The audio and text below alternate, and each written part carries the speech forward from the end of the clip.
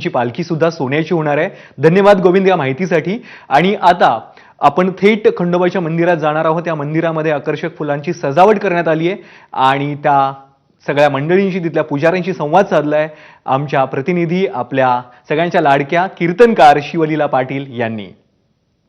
रामकृष्णारी, आपण आहोत जेजुरीच्या श्री मल्हाराच्या खंडेरायाच्या चरणाशी।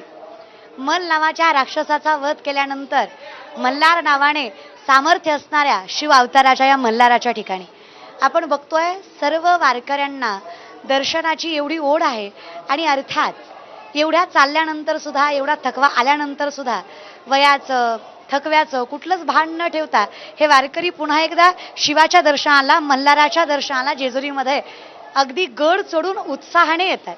प्रत्येक जण या शिवाचं आणि वैष्णवाचं जे ऐक्य आहे, त्रिशूळावरी काशीपुरी चक्रावरी पंढरी दोन्ही सारखे सारखे विश्वनाथ विठ्ठल सखे, हे संतांनी जे म्हणून ठेवलंय, अर्थात त्याचं मूर्तिमंत उदाहरण जेजुरीत आलं की वारकऱ्यांना बघायला भेटतं।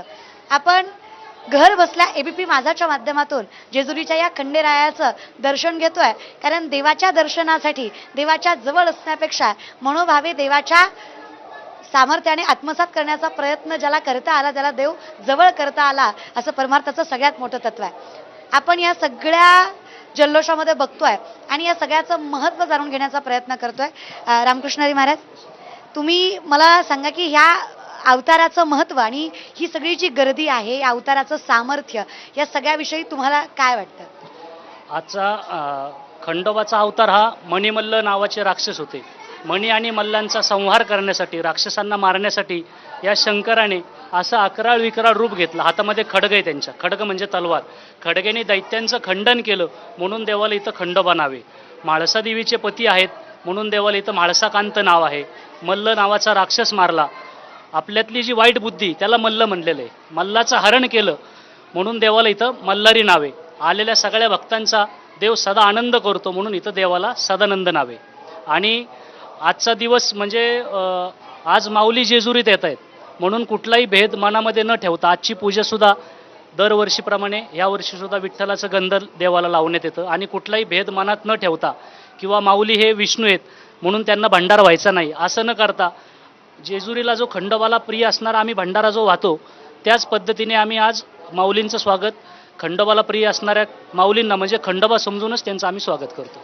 जगद्गुरु तुकोबारायांच्या सामर्थ्याने आपल्याला दादांनी सांगितलंय की विठू खंडू दुजा नाही, आणि सगळे वारकरी या नयनरम्य दृश्यासाठी की हे दृश्य आम्हाला जेजुरीतच बघायला भेटतंय, जिथं ज्ञानोबाराया हे बुक्याने, चंदनाने आणि अर्थात त्याच पद्धतीने भंडाऱ्याने नाहून जातात। अगदी सोनेरी ज्ञानोबाराय होतात आणि हे सोनं अंगावरच्या सोन्यापेक्षा कितीतरी मौल्यवान असतं।